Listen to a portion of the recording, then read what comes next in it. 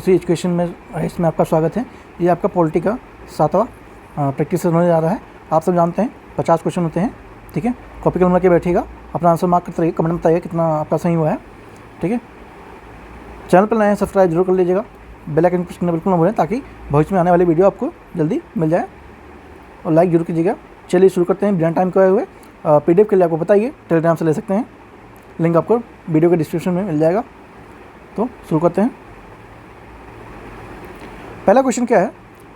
राज्यपाल राज्य में राष्ट्रपति शासन लागू करने की सिफारिश करता है, कैसे करता है? ठीक है, स्वविवेक से कर सकता है, राज्य के मंत्रिमंडल की सिफारिश पर कर सकता है, या फिर राज्य विधायिका की सिफारिश पर कर सकता है, सिर्फ केवल राष्ट्रपति की मांग पर कर सकता है। ठीक है, तो राज्यपाल राज्य में राष्ट्रपति शासन लागू करने के लिए स्वविवेक से कर सकता है। कैसे करता है? स्वविवेक से कर सकता है। ठीक है, आपका ए आंसर हो जाएगा। मंत्रिपरिषद का कोई भी सदस्य राज्य विधानमंडल का सदस्य हुए बिना अधिक से अधिक कितने समय तक अपने पद पर बना रह सकता है? 3 महीने तक, 6 महीने तक, 1 वर्ष तक, या फिर 2 वर्ष तक? तो ये 6 माह तक बना रह सकता है। कितने? 6 मंथ। ठीक है, नेक्स्ट चलते हैं। राज्य की मंत्री परिषद के सदस्यों के वेतन और भत्ते कौन निर्धारित करता है? राज्य विधानमंडल, राज्यपाल, राष्ट्रपति के परामर्श से, संसद के द्वारा, या फिर राज्य और राज्य के विधानमंडल के परामर्श से? तो जो मंत्रिपरिषद के सदस्य हैं उनके वेतन भत्ते कौन निर्धारित करता है? तो करते हैं राज्य के विधानमंडल करते हैं। कौन करते हैं? राज्य के विधानमंडल। ये आंसर हो जाएगा आपका।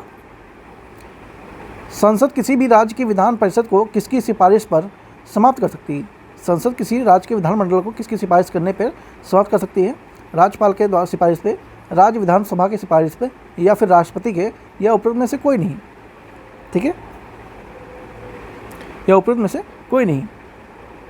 तो ये आपका राज्य विधानसभा की सिफारिश पर विधान परिषद को समाप्त कर सकती है। ठीक है, नेक्स्ट चलते हैं।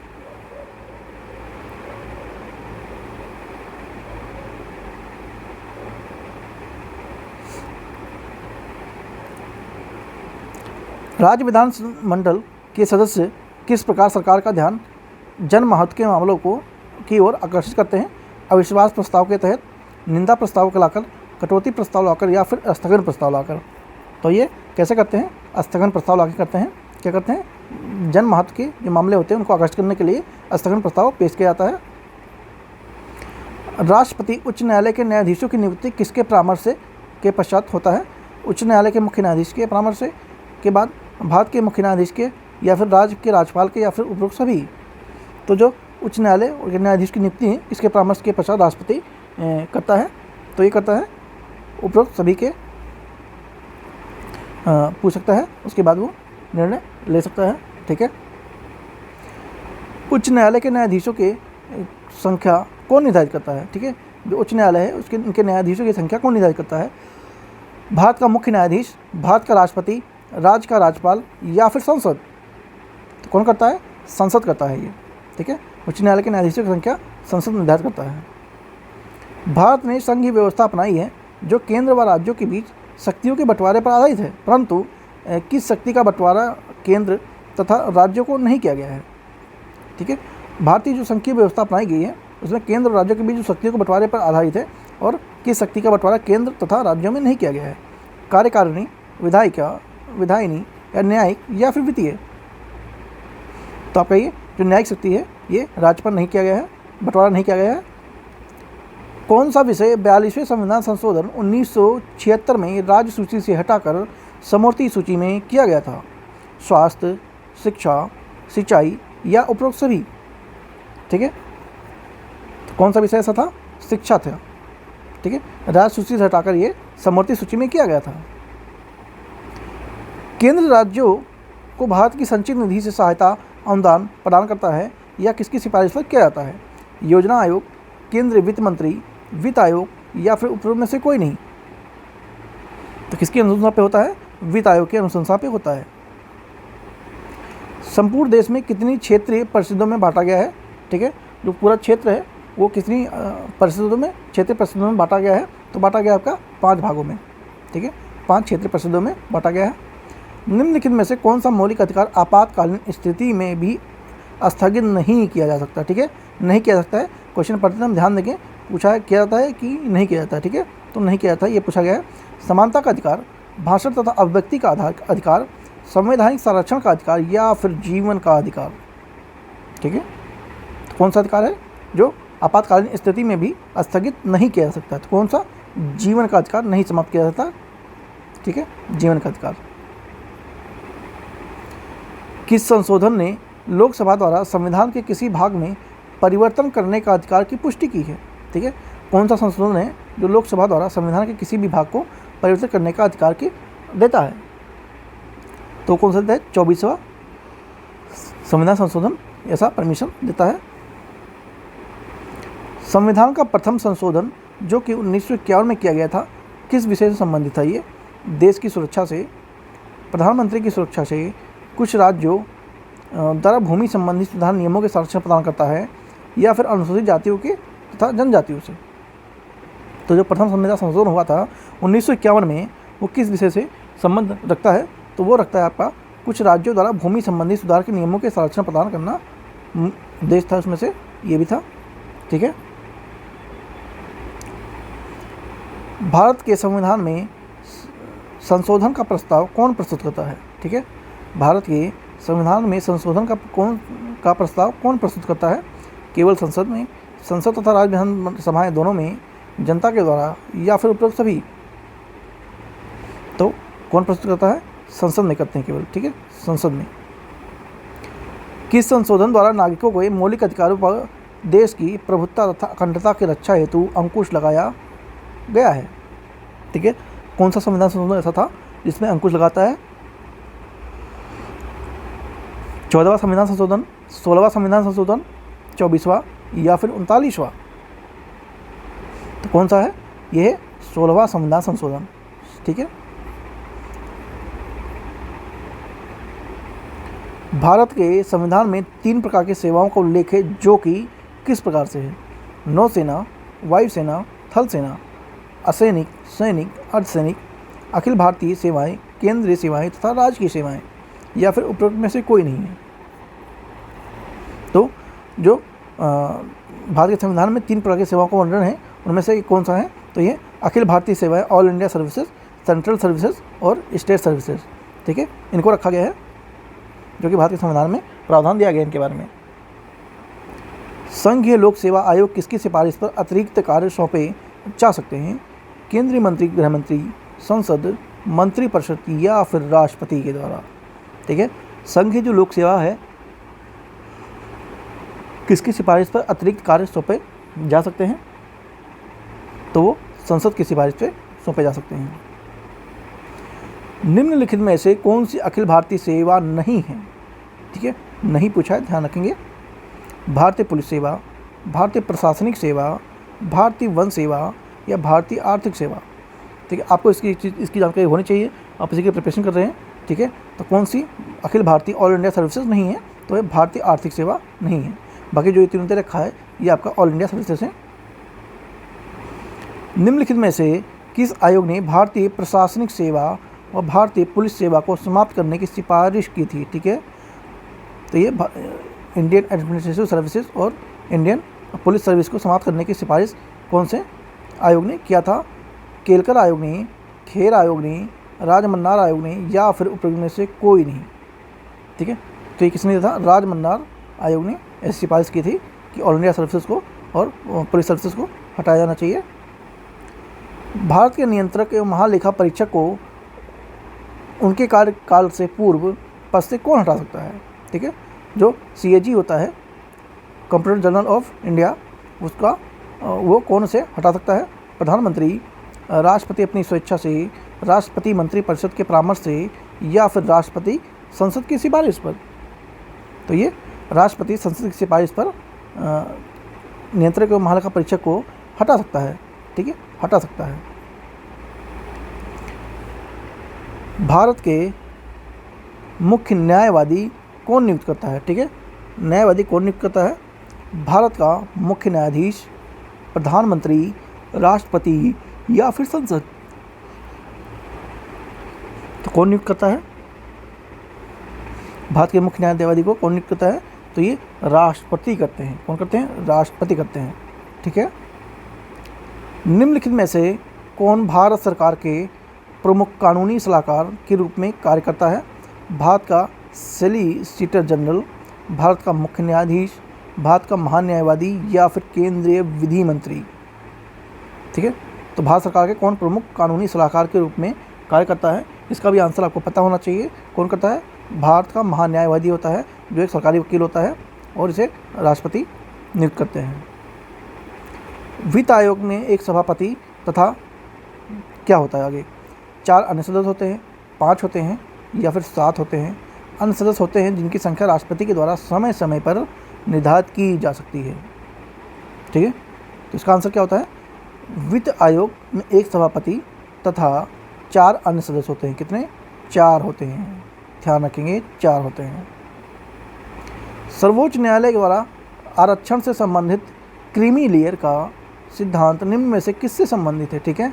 क्रीमी लेयर का सिद्धांत किससे संबंधित है? प्रवासी भारतीयों से, रक्षा सेवा सदस्य से, या फिर अन्य पिछड़ी जातियों से, या फिर आर्थिक दृष्टि से संपन्न लोगों। ठीक है।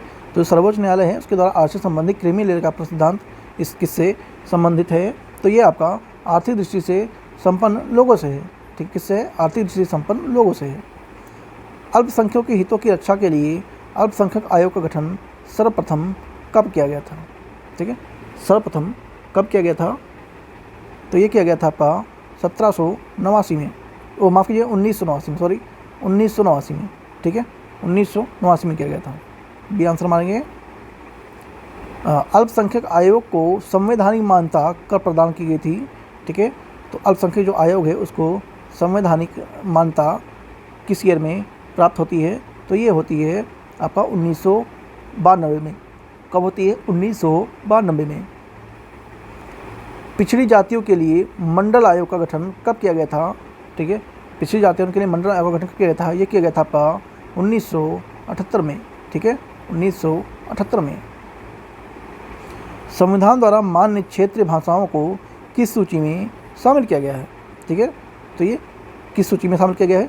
ये आपका 8वीं अनुसूची में शामिल किया गया है। ठीक है, 8वीं अनुसूची में शामिल किया गया है। भले ही हिंदी भारत की सरकारी भाषा है, परंतु अंग्रेजी को भी सरकारी भाषा के रूप में बने रहने की अनुमति को इसमें दिया गया था। कब तक दिया गया था? 1999 तक, 2000 तक, 2010 तक, या फिर अनिश्चित अवधि के लिए दिया गया था। तो ये कब दिया गया था? ये अनिश्चित अवधि के लिए दिया गया था। भारत की सरकारी भाषा हिंदी है, अंग्रेजी को भी सरकारी भाषा के रूप में बने रहने की अनुमति मिली थी। कब तक? अनिश्चित काल के लिए मिलेगी, जो आज भी चल रहा है। जम्मू कश्मीर को विशेष राज्य का दर्जा देने का मुख्य कारण क्या था? ठीक है, जम्मू कश्मीर को विशेष राज्य का दर्जा देने का मुख्य कारण क्या था? राज्य सरकार को विलय के समय एक आश्वासन दिया गया था। भारतीय स्वतंत्रता अधिनियम 1947 में ऐसा प्रयोजन किया गया था, या फिर 1948 के पाकिस्तान के साथ युद्ध विराम में समझौते में यह निर्णय लिया गया था, या उपरोक्त में सभी कारण वैलिड हैं। ठीक है, सभी कारण वैलिड हैं। तो इसका आंसर क्या होगा? इसका आंसर होगा जम्मू कश्मीर को विशेष राज्य का दर्जा प्राप्त करने के मुख्य कारण क्या थे? कि जो राज्य सरकार को विलय के समय एक आश्वासन दिया गया था। ठीक है। जम्मू कश्मीर का संविधान कब लागू हुआ था? ठीक है, ध्यान देंगे, जम्मू कश्मीर का संविधान पूछा गया है, कब लागू हुआ था? तो ये होता आपका 26 नवंबर 1957 को। 1957 को। जम्मू कश्मीर सलाहकार के अध्यक्ष किस नाम से संबोधित किया जाता है? ठीक है, जम्मू कश्मीर के जम्मू कश्मीर सरकार के अध्यक्ष को किस नाम से जानते हैं? तो प्रधानमंत्री, सदर-ए-हिरासत, सदर-ए-रियासत, या फिर प्रीमियर। ठीक है, तो इसे सदर-ए-रियासत के नाम से जानते हैं जम्मू कश्मीर के सरकार के अध्यक्ष को। संचित निधि में धन का प्रवाह किस स्रोत से होता है? राजस्व से, नए ऋणों से, ऋणों की वापसी से, या फिर उपयुक्त सभी। तो संचित निधि में धन का प्रवाह किस स्रोत के द्वारा होता है? तो ये आपका होता है सभी कारणों से। ठीक है, सभी कारणों से होता है, जो भी आपके तीनों दे रखे हैं। संचित निधि में धन खर्च करने के लिए किसकी स्वीकृति की आवश्यकता होगी? ठीक है, संचित निधि से धन को खर्च करने के लिए किसका अप्रूवल लगता है? राष्ट्रपति का, संसद का, नियंत्रण के महालेखा परीक्षक का, या फिर उपयुक्त सभी? तो ये संसद का परमिशन लगता है। ठीक है, संसद का परमिशन लगता है। भारत की आकस्मिक निधि की स्थापना कब, कैसे, कहाँ होती है? संविधान द्वारा किया गया था, संसद द्वारा 1950 में पारित अधिनियम द्वारा किया गया था, या भारतीय संविधान भारतीय स्वतंत्रता अधिनियम 1947 द्वारा किया गया था, या 1952 में राष्ट्रपति द्वारा किए गए अध्यादेश द्वारा किया गया था? तो ये कब किया गया था? आकस्मिक निधि, भारत की जो आकस्मिक निधि की स्थापना कब होती है? ये होती है आपका 1950 में पारित अधिनियम के द्वारा होती है। ठीक है, 1950 में पारित अधिनियम के द्वारा होती है। भारत की आकस्मिक निधि से आकस्मिक खर्चों के लिए धन का उपलब्ध कराने की शक्ति किसके पास है? राष्ट्रपति के, संघीय वित्त मंत्री के, या फिर नियंत्रण के महालेखा परीक्षक के, या फिर प्रधानमंत्री के? तो आकस्मिक निधि से आकस्मिक खर्चों के लिए धन उपलब्ध कराने की शक्ति किसके पास मौजूद है? तो ये मौजूद किसके पास है? ये है राष्ट्रपति के पास, प्रेसिडेंट ऑफ इंडिया के पास है। ठीक है, नेक्स्ट चलते हैं। भारत के चुनाव नियमों के अनुसार किसी भी चुनाव क्षेत्र का प्रचार कब तक होता है, या कैसे कब तक किया जा सकता है? ठीक है, मतदान के प्रारंभ होने के 12 घंटे से पूर्व समाप्त कर दिया जाता है, मतदान से 24 घंटे पूर्व समाप्त कर दिया जाता है, या फिर 36 घंटे पूर्व समाप्त किया जाता है, या फिर 48 घंटे पूर्व समाप्त हो जाता है? इंपॉर्टेंट क्वेश्चन है। ठीक है, इंपॉर्टेंट क्वेश्चन है, ध्यान रखेंगे। इलेक्शन इस साल हुए हैं तो हाई प्रोबेबिलिटी आपके किसी भी एग्जाम में पूछा जा सकता है। तो इसका आंसर क्या होगा कि जो मतदान के समाप्त होने के समय से 48 घंटे पूर्व समाप्त हो जाता है। ठीक है, 48 घंटे पूर्व समाप्त हो जाता है, मतलब 2 दिन पहले ये ऐसा प्रावधान है कि प्रचार को रोक दिया जाएगा। मूल संविधान के अंतर्गत मतदान की आयु 21 वर्ष निर्धारित की गई थी। ठीक है, जो ओरिजिनल संविधान है उसके अंदर मतदान की आयु 21 वर्ष थी, जिसे बाद में संविधान संशोधन के 18 वर्ष कर दिया गया। ऐसा किस वर्ष किया गया था? तो आप सब लोग जानते हैं, एक हुआ था 42वें संविधान संशोधन में ऐसा किया गया था। वेट 42 में नहीं किया गया था। ठीक है, कोई नहीं, से क्लियर कर देंगे। एनीवे, तो ये इसका आंसर आपको क्या है? तो ये 1989 में। ठीक है, 1989 में, ऐसा 1989 में हुआ था। वेट, इसको हम टेलीग्राम पे अपडेट करेंगे। ठीक है, इसको अभी मार्क करते हैं। ठीक है, 39 का क्वेश्चन आपको इसका आंसर आपको पिन कर दिया जाएगा कमेंट में ही। ठीक है, इसको छोड़ते हैं, कन्फ्यूजन काफ़ी है। ठीक है, 39 को छोड़ते हैं, आगे चलते हैं। एक राष्ट्रीय दल के रूप में मान्यता प्राप्त करने के लिए किसी भी राजनीतिक दल को कम से कम क्या चाहिए, या एलिजिबिलिटी क्या है? ठीक है, राष्ट्रीय दल के रूप में मान्यता प्राप्त करने के लिए किसी पार्टी की एलिजिबिलिटी क्या होनी चाहिए? 4 या उससे अधिक राज्यों में 6% वैध मत प्राप्त करने चाहिए, 4 या उससे अधिक राज्यों में 4% वैध मत प्राप्त करने चाहिए, या फिर किन्हीं 2 राज्यों में 15% वैध मत प्राप्त होना चाहिए, या फिर 25% वैध मत प्राप्त करना चाहिए। तो किसी पार्टी को राजनीतिक दल के रूप में शामिल होना है तो उसके पास मिनिमम 4 या उससे अधिक राज्यों 6% का वैध मत प्राप्त होने की होना चाहिए। ठीक है, आंसर ये है। पंचायती राज एक कैसी संरचना है? प्रशासनिक संरचना है, एक वित्तीय संरचना है, एक भौतिक संरचना है, या फिर उपरोक्त में सभी का संयोजन है? पंचायती राज कैसी संरचना है? ये एक प्रशासनिक संरचना है। ठीक है, ये एक प्रशासनिक संरचना है, ध्यान देंगे। किस राज्य ने अभी तक पंचायती राज लागू नहीं किया है? ठीक है, किस राज्य ने अभी तक पंचायती राज लागू नहीं किया है? केरला, असम, पश्चिम बंगाल, या फिर नागालैंड? तो किसने अभी तक इसे एक्सेप्ट नहीं किया है? ये क्या है? नागालैंड ने पंचायती राज को, नागालैंड में नहीं है पंचायती सिस्टम। राष्ट्रपति, उपराष्ट्रपति, लोकसभा स्पीकर, सर्वोच्च न्यायालय के न्यायाधीशों इत्यादि के वेतन भत्ते का उल्लेख किस अनुसूची में दिया गया है? तो ये आपका दूसरी अनुसूची में है। किस में है? सेकंड अनुसूची में है, ध्यान देंगे। स्वर्ण सिंह समिति किस प्रश्न पर विचार हेतु गठित किया गया था? पंजाब, जम्मू कश्मीर की भांति अधिक स्वायत्तता प्रदान की जाए, भारत के लिए अध्यक्षीय सरकार कहाँ तक उपयुक्त है, या फिर राज्य के नीति निर्देश सिद्धांतों की मौलिक अधिकारों की प्राथमिकता पर, या फिर प्रशासनिक सुधार पर? स्वर्ण सिंह की समिति की जो सिफारिश है वो किसके लिए गठित किया गया था? तो वो किया गया था भारत के लिए अध्यक्षीय सरकार कहाँ तक उपयुक्त है, ठीक है, तो इसके लिए किया गया था। संविधान के किस अनुच्छेद के अंतर्गत सर्वोच्च न्यायालय को यह अधिकार प्राप्त है कि निर्णय अथवा घोषणा का पुनर्विलोकन कर सकता है? अनुच्छेद 132, 137, 139 या फिर उपरोक्त सभी अनुच्छेद? तो इसका आंसर क्या हो जाएगा? 137 होगा। पुनर्विलोकन कर सकता है 137 आर्टिकल के तहत। निचली फौजदारी अदालतों के शिखर पर कौन सी अदालत है? सेशन जज की अदालत, जिला जज की अदालत, राज्य का उच्च न्यायालय, उपरोक्त में से कोई नहीं, ठीक है। तो निचली जो फौजदारी अदालतें हैं, शिखर की अदालत कौन सी है? तो आपकी है सेशन जज की अदालत होती है। कौन सी? सेशन जज की अदालत होती है। सर्वोच्च न्यायालय ने हिंदुत्व की व्याख्या किस मामले में की है? केशवानंद भारती केस में, मिनर्वा मिल्स केस में, मनोहर जोशी केस में या फिर बाबरी मस्जिद केस में, ठीक है। तो हिंदुत्व की व्याख्या किस मामले में किया है? तो कई लोगों को लगेगा कि ये बाबरी मस्जिद में किया है, ठीक है, लेकिन ये आपका रॉन्ग है, ठीक है।